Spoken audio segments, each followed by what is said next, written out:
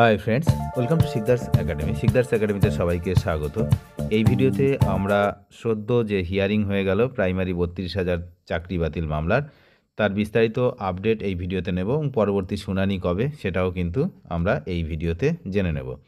আজকে শুনানিতে প্রথম থেকেই রাজ্যের অ্যাডভোকেট জেনারেল কিশোর দত্ত তিনি কিন্তু সওয়াল করে গেছেন এবং পরবর্তীকালেও 32,000 যে শিক্ষক তাদের পক্ষের আইনজীবীরাই সওয়াল করেছেন বেশিরভাগ সময়। লাস্টের দিকে যারা পিটিশনার তাদের পক্ষের আইনজীবীরা সওয়াল করেছেন।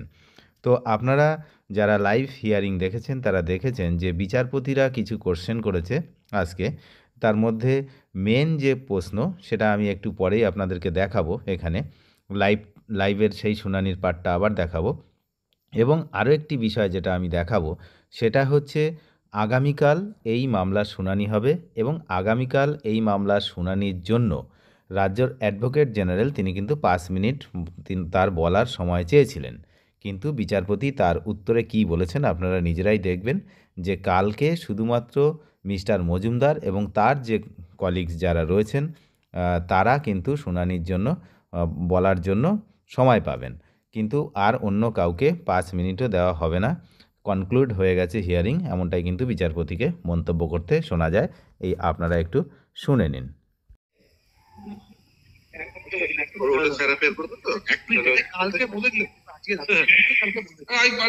Everybody is excited.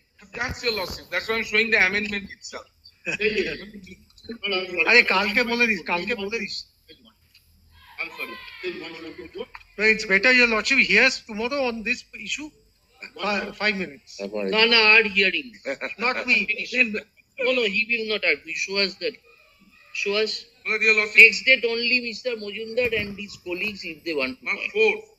আপনারা শুনলেন এবং দেখলেন যে মাননীয় বিচারপতি তপব্রত চক্রবর্তী কি বললেন, যে কালকে কিন্তু কাউকে সময় দেওয়া হবে না, শুধুমাত্র মিস্টার মজুমদার এবং তার কলিগদেরকেই সময় দেওয়া হবে।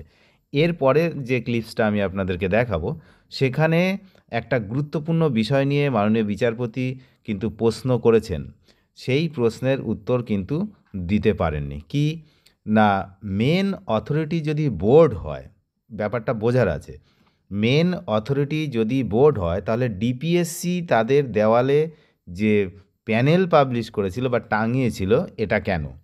মেন অথরিটি যদি বোর্ডই হয় তাহলে ডিপিএসসি কেন প্যানেল প্রকাশ করার মানে নির্দেশ পেল এবং তারা কেন দেওয়ালে দেওয়ালে প্যানেল প্রকাশ করলো?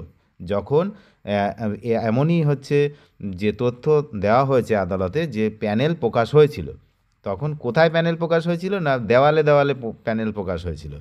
তো ডিপিএসসি কেন প্যানেল প্রকাশ করলো যেখানে বোর্ড হচ্ছে মেন অথরিটি? এই প্রশ্নের উত্তর, এই প্রশ্ন কিন্তু বিচারপতি করলেন। তারপরে কি বললেন বা কিছু বলতে পারলেন কিনা আপনারা সরাসরি দেখুন। Tomorrow we are concluding the hearing. This much please take note of. Tomorrow we are concluding. 8-5. Rule 8-5. What you tell now? What is? District wise panel. Yes, that we have seen. They are arguing. Please explain to us if district-wise panel underwent a change, amendment. That board is with the authority publishing the panel. Then how did you continue with that old process, giving the powers vested upon the respective DPSCs? Your argument was that panel was of the board, but this was given to the respective districts for publication and attachment on the wall of the district DPSC. This is your argument.